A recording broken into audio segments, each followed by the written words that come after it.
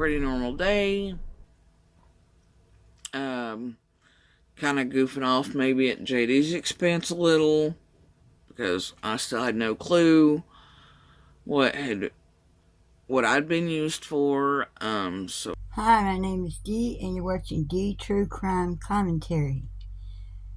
How was JodiSue Brown used? She already made herself a victim in this story. How can that be? She's a suspect, not a victim. How do we miss all this in this video? Number 9, Summer by JodiSue Brown. well, I thought all kinds of things. Anyway, and that was the high drama, right? And then we were just like normal. She said she was hypervigilant that day and on edge. You can't be normal and be hypervigilant at the same time. It's impossible. For the kids and all. Most days, health-wise, especially at that point, were not good for me. I'd been off the thyroid meds. I'd had a really hard time running those survey lines and doing what I had to do to get all that done anyway. She said she was off her thyroid medicine for 6 weeks. I bet she's still off of it 4 years and 4 months later. With no help other than my oldest. Oh, sorry. I have a cramp. Whew. I'm sorry, but those little noises she made, and I don't feel sorry for her cramping. I don't feel sorry for her any pain she has. This lady come in trying to garner sympathy, trying to garner your sympathy toward her, so she don't look like a suspect. That is manipulation, and on your part, it's a start of emotional duress. Has this lady ever made you feel like you were emotionally drained after listening to her? That's what it's all about. It's manipulation of your emotions towards her to make her get the feeling that you maybe should be given to a little girl instead of JodiSue Brown. And, so, the kids and I were in the cabin. The doors open, the windows open, no TV or anything going. For the most part, the cabin itself was pretty empty.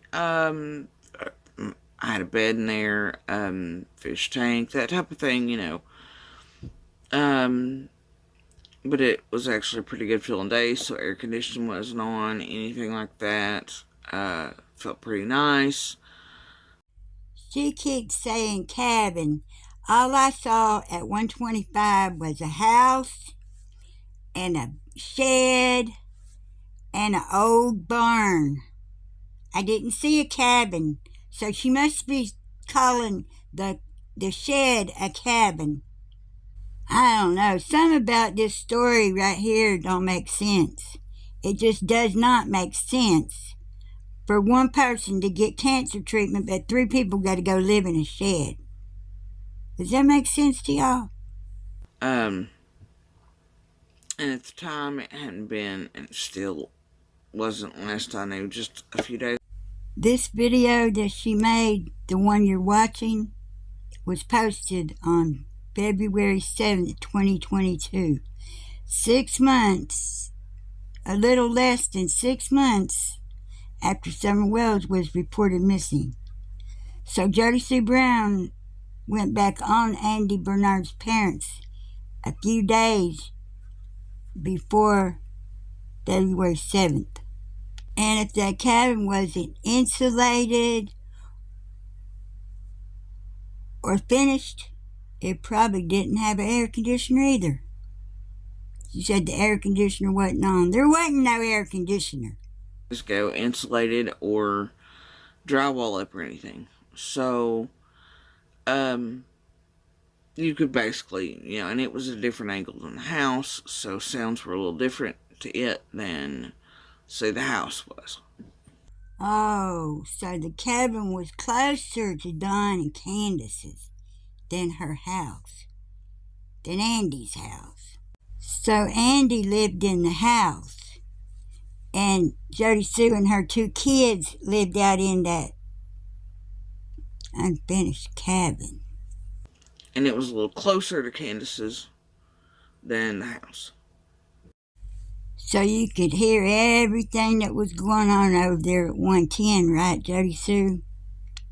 Because the cabin was closer to Dawn and Candace's than Andy's house. And it faced that way, huh?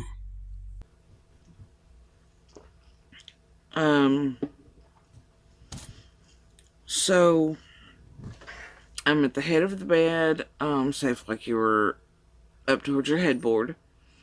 And in the middle, I was kind of in that area of the bed. My oldest was to my left.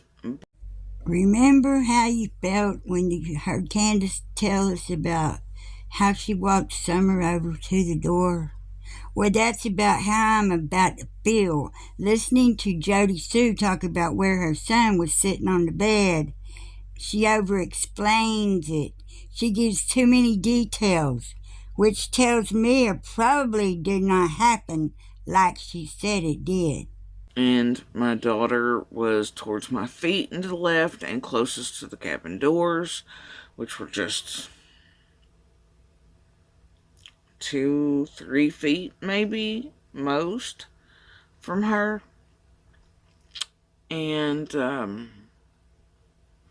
we were laughing, cutting up, sharing jokes. At that point, it wasn't even at JD's expense or anything. It was just usual us having a good time together, especially while Voldemort was not present. All that laughing and joking around and cutting up, it didn't happen. Because when you're hypervigilant, you're quiet. You don't make a lot of noise if you're trying to listen for something in the atmosphere. You're quiet. You don't make a lot of noise when you're trying to listen to the atmosphere because you know hell is fixing to break wide open. We're pretty loud when together. They might be loud any other time, but that day they weren't loud because loudness and hypervigilism doesn't go hand in hand. It just does not. That's like mixing oil and water. How did we fall for this, y'all? This lady is lying through her teeth and her lips.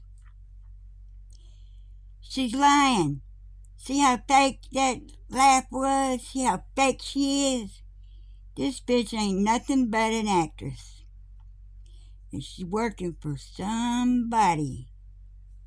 Either Andy or his friend. I cannot wait to see the day when this lady goes on a cross-examination in the courtroom.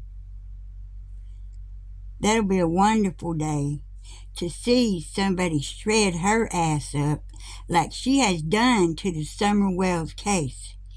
She has murdered or tried to murder the Summer Wells case. And I want to know the reason why she did that. There's a reason why. And I hope to God, I pray to God every day that we get to see why. And we get to know why.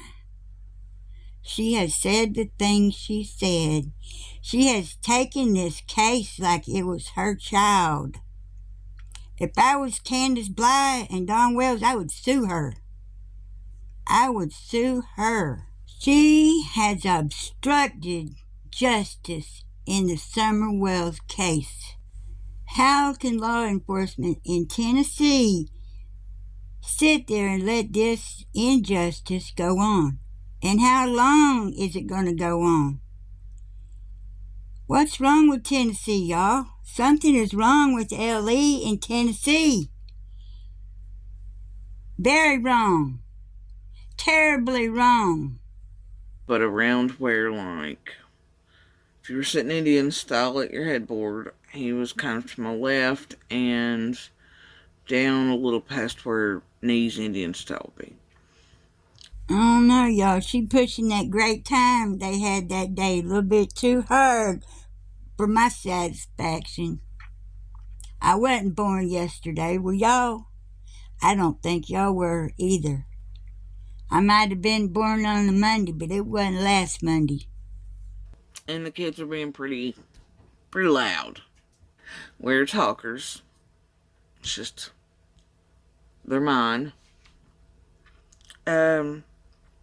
So we're kind of like, pretty happy. Always kind of worried when left to our own little devices. Just chattering like we normally do, joking, goofing off, having a great time together. And I remember there being jokes, laughter, definitely talking over one another, right? It doesn't match, y'all. If you're trying to be hypervigilant, you're not going to be loud and be talking over each other. And if your son is considerate enough to help you move survey lines and help you down the bank and hold your purse for you like you're a 90-year-old woman, then if you ask him to be quiet because you're hypervigilant, he's going to be compliant with that. That day there hadn't been a lot of noise other than the woodcutters, with the two crews and such. They cut out a little while before the next things happen. She must don't realize we saw pictures. We saw video of a helicopter sawing trees down, branches off trees that day. There was a helicopter flying around there for 2 or 3 hours that day or longer. But she said it was quiet. Okay. She keeps bringing JD up. He was long gone. He was over in 2 or 3 counties away in a motel room drinking beer. If I was him, I'd be 2 or 3 counties away, all right, but I'd be going to see me a lawyer that day. But JodiSue, you told Ansley Daniel on November 11th, 2021, that there was a plethora of traffic in the area looking to come to see the property that was up for sale. That had been sold a whole 7 days before that. Not much of anything every time I was brought out of the cabin, and my oldest would have to help me because, the stress from JD being there had hit pretty hard. And like I said, my body was kind of in, it was difficult then. As you can imagine, I know looking and seeing me talk, the stress from all that, JD being there, and it's about to kill her. Oh my God, she went being nosy though and climbing down banks and cliffs at the creek. There were several points in the day where I'd heard noises outside, in the roadway below us, other places. Do you know why I don't like this lady? Because she tries to insult people's intelligence. But I'm not that naive. And I listen to what is said. And this lady is not being truthful. She is lying straight out. It's really understandable how we missed this 4 years ago, 3.5 years ago, whatever. It's understandable how we missed it because we didn't have anything to compare her speech and her actions to. But we do now. And they're a lot different. and not for the better. For manipulation, for the better, for her. Looks like I'm all, whew, that is not really how it is, and even then it was really hard, and it's been months since that, and I'm still not on thyroid meds again, and it's really difficult just to move.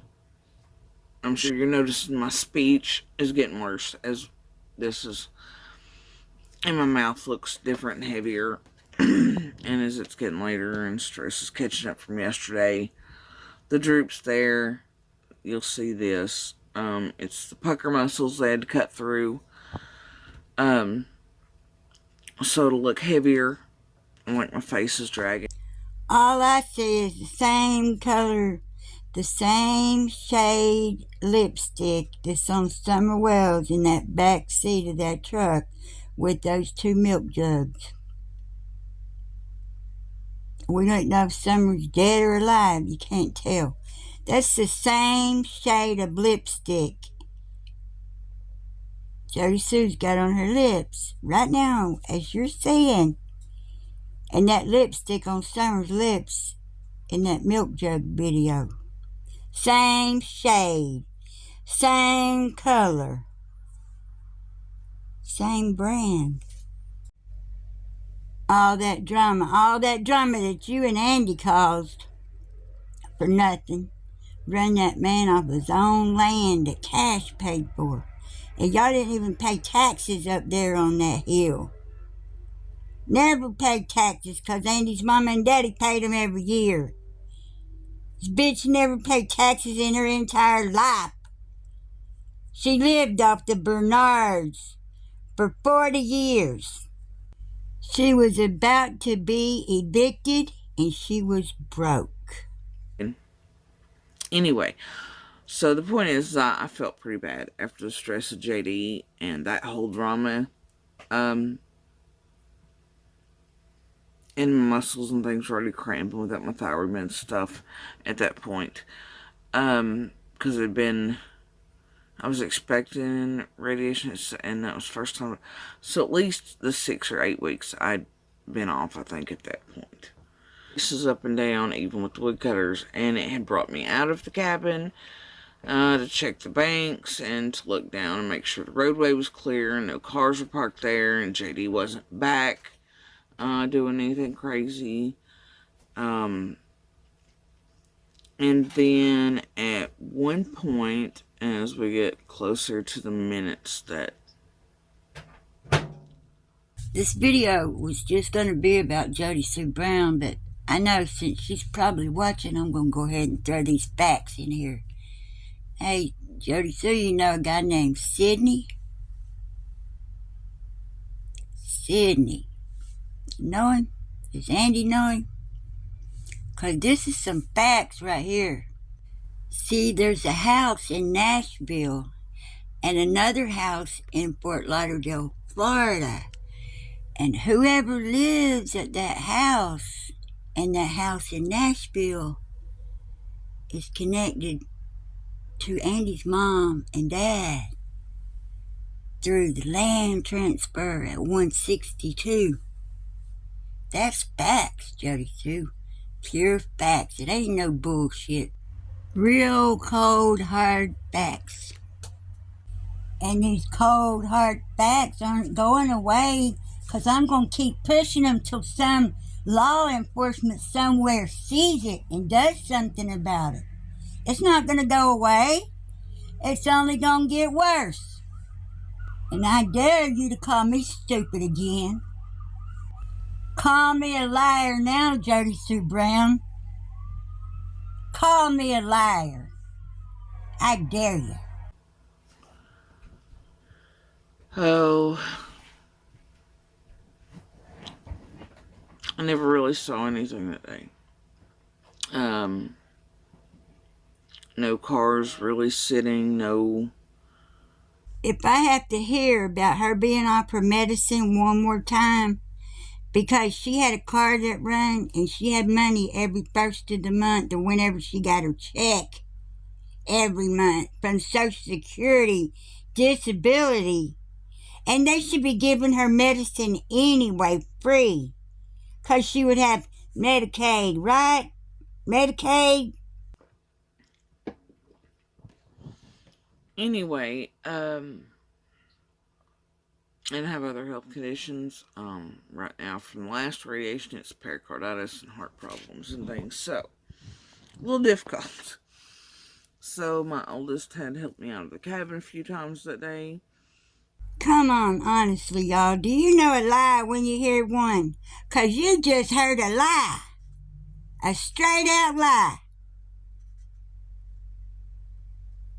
Now she's trying to make us think she's walking around like an 80-year-old lady and need help. She's lying. That's a straight up lie. This lady was 32 years old. And y'all see she don't have no trouble getting around now. To look and see with my PTSD, hypervigilant state, what was happening. And made sure nothing happened to me while I was being nosy. She's laughing fakely, and she's telling the truth now. Because she was being nosy. Nosy as hell is what it was all about. So, there wasn't anything really abnormal that I saw or heard until there was a point in there during the day, and it was after the tree cutters had stopped sawing, the clearers, whatever you want to call them. So somewhere around 3, they cut out, and at some point after that, I heard a car door slam. It was something like a road that kind of faces the right of way that also cuts through this property too. That splits this one in parts and goes back. There's another road that faces it that's named Simpson. Not to be confused with another one across the main road. So I hear what I feel like is a car door coming from there, and that hit me as odd. When a person feels hypervigilant, they're expecting in the back of their mind for something to take place. It's an expectation. It's an anticipation of something to come. It's like an anxiety attack, almost. Sometimes people with guilty knowledge have a fear, and that fear turns into a hypervigilism. If you're scared of the police, that's what you're going to be looking for, to be coming up your driveway when you're feeling this hypervigilantism. I do joking, goofing off, having a great time together. And I remember there being jokes, laughter, definitely talking over one another, right? And the kids were being pretty loud. That day there hadn't been a lot of noise other than the woodcutters, with the 2 crews and such. They cut out a little while before the next things happened.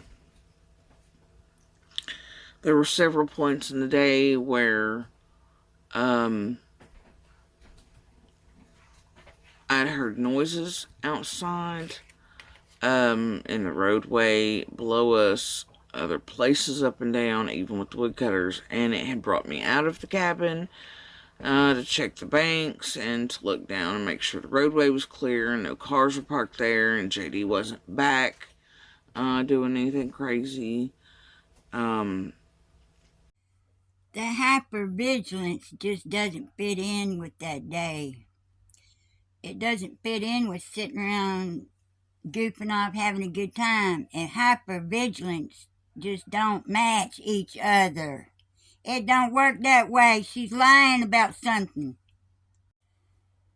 This lady was scared she was going to be found out about something that day. Something happened that day that she has tried to cover up.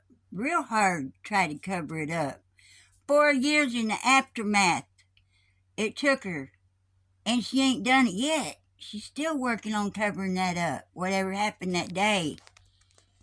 Her story don't match up, y'all, at all. How did we miss this 4 years ago? And then at one point, as we get closer to the minutes that... Why was this lady never interrogated?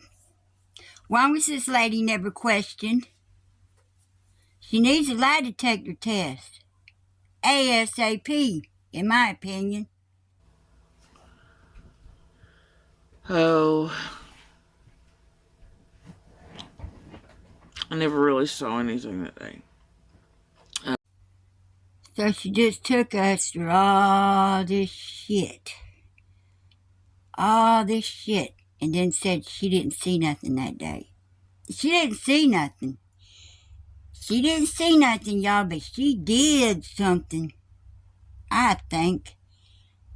She's a suspect in a missing 5-year-old girl's case and has tried to shut that case up and shut that case down for 4 years and 4 months. It's time for this shit to stop. No cars really sitting, not much of anything every time I was brought out of the cabin, and my oldest would have to help me because, the stress from JD being there had hit pretty hard, and like I said, my body was kind of in, it was difficult then, as you can imagine. I know looking and seeing me talk, it looks like I'm all...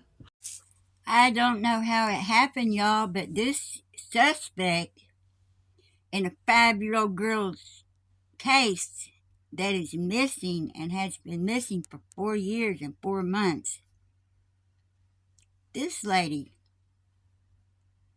knows more than she's saying. She did see something that day. She knows something happened to Summer that day. She knows. She's covering it up. Whatever she knows, it's a cover-up. It's a put-on. It's a bitch is what it is. A pure-out, black-hearted bitch. She was mad at the Wells, at Candace and Don, because they refused to negotiate their property with her and Andy. And she was broke. And she was about to be evicted from 125. She already knew she had to leave. She knew she had to leave before she took that order of protection out on Andy. That was just so she could buy more time. That was just so she could be there until June 15th and a little while after. It was a planned event, people. 4 people planned this for months, and they carried it out. Summer's parents, Andrew, George, Andy Bernard, and Jody Ann Brown. Whew, that is not really how it is, and even then it was really hard, and it's been months since that, and I'm still not on thyroid meds again, and it's really difficult just to move. I'm sure you're noticing my speech is getting worse as this is... Again, making herself the victim. Don't look over there for Summer. Don't look. Don't look over there. Look, I'm sick. I'm sick. Look at me. I'm sick. Look at me. I'm sick. All of it to garner truth away from a 5-year-old girl's case. To take the sympathy away from Summer Wells and put it on herself. Sympathy. My mouth looks different and heavier, and as it's getting later and straight. You know, alcohol is a depressant, and when you drink alcohol, your face drops a little bit. Your muscles in your face loosen up a little bit. And we've seen her sit in her vehicle and drink bottles and bottles of liquor. And you know she did it every time she come on YouTube. And that gets to be a habit when you do stuff like that. And she was hitting that bottle pretty damn hard in them vehicles. So she's probably still hitting that bottle, but she got it in a cup now. And Andy told us that him and JodiSue used to do cocaine from the hypervigilance and all that crap. This is catching up from yesterday. The droop's there. You'll see this. It's the pucker muscles they had to cut through. So it'll look heavier, like my face is dragging. Anyway, so the point is that I felt pretty bad after the stress of JD and that whole drama. And my muscles and things were already cramping without my thyroid med stuff at that point. Because I was expecting radiation. In fact, I'd have to see JodiSue Brown's paperwork from a legitimate doctor in Tennessee to even believe that she was a cancer patient. We have no proof of that. All we have is her word for it. Andy didn't even tell us that. He said he didn't know nothing about it. And that was the first time. So at least the 6 or 8 weeks I'd been off, I think, at that point.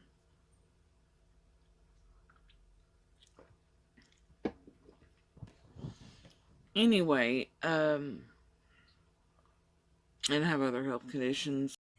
And that's supposed to be a travel trailer she's in her mama's front yard sitting by the road. A travel trailer, huh? A travel trailer. Okay? We know you nosy, but something else is wrong. You got something wrong with you, JodiSue. Very wrong.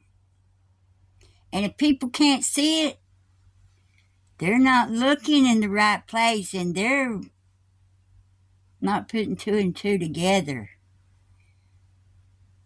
Because you're 2 and 2. You got too much shit in your 2 and 2. It can't be both ways. How do you hear a car door, but you feel it? Did it vibrate that much? From there, and that hit me as odd.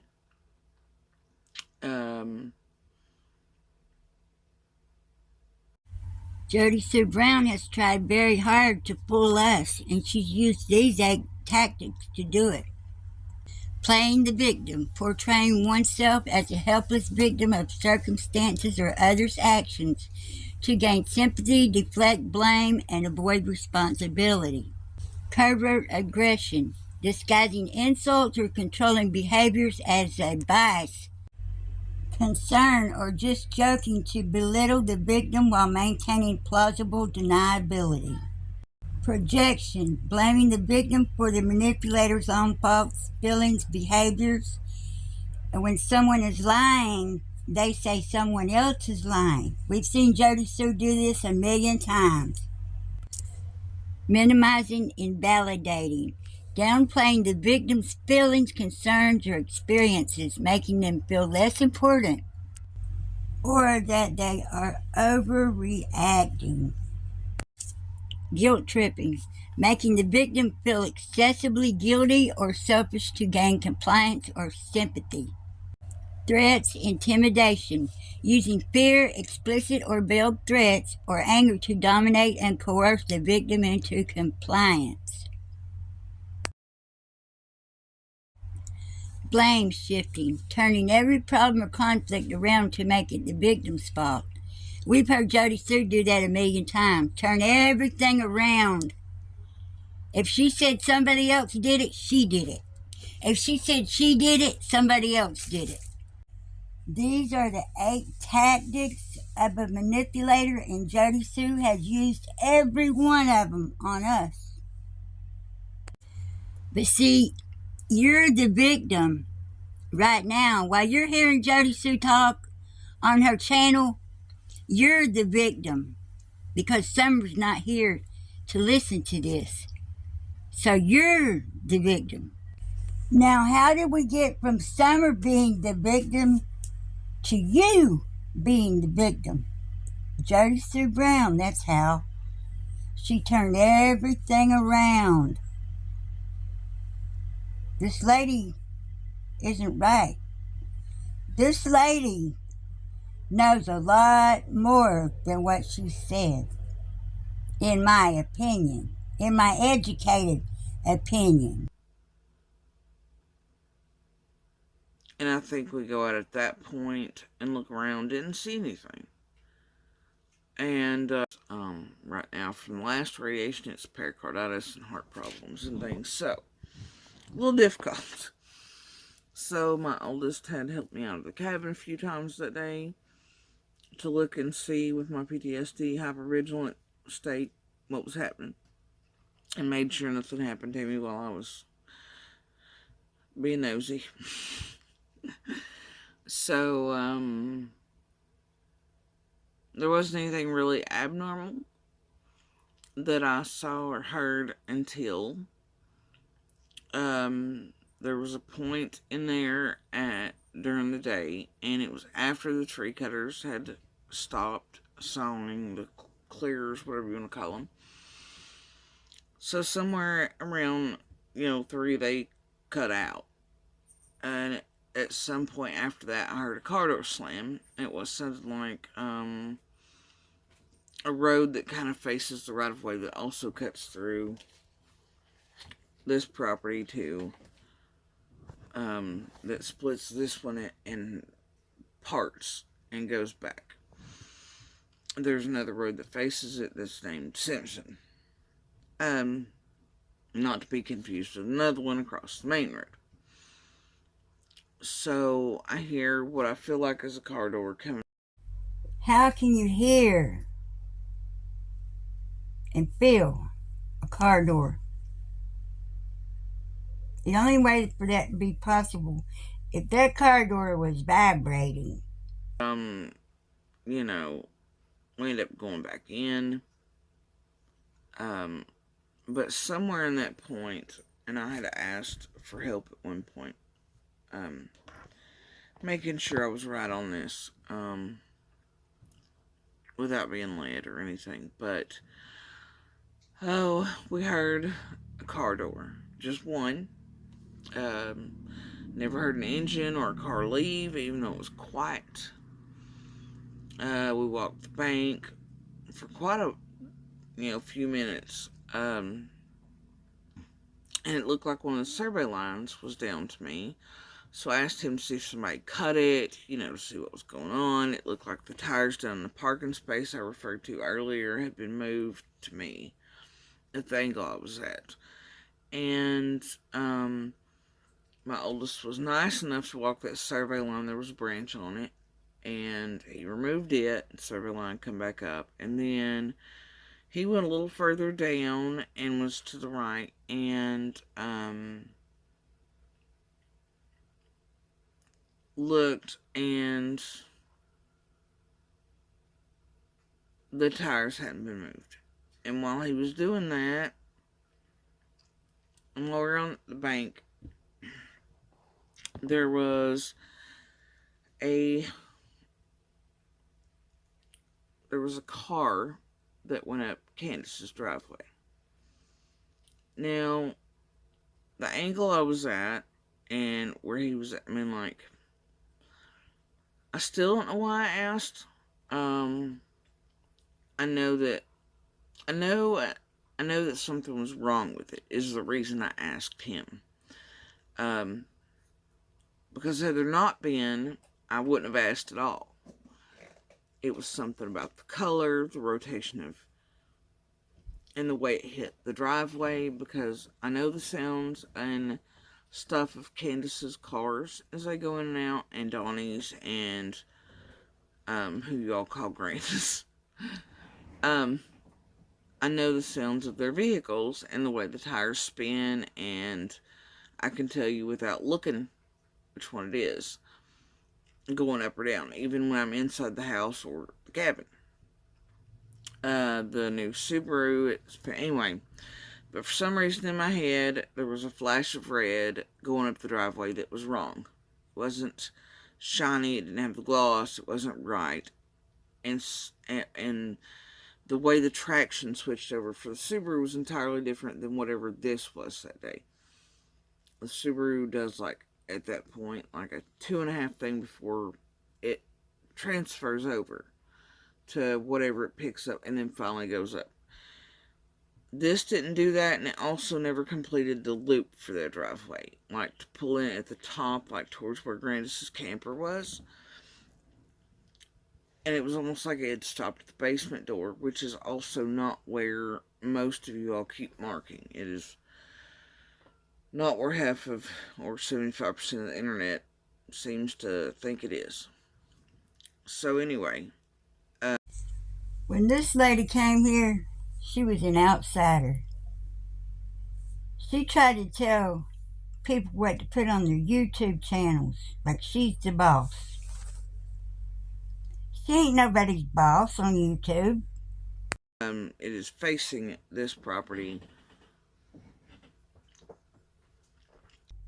When's the last time you saw an ad on JodiSue's channel?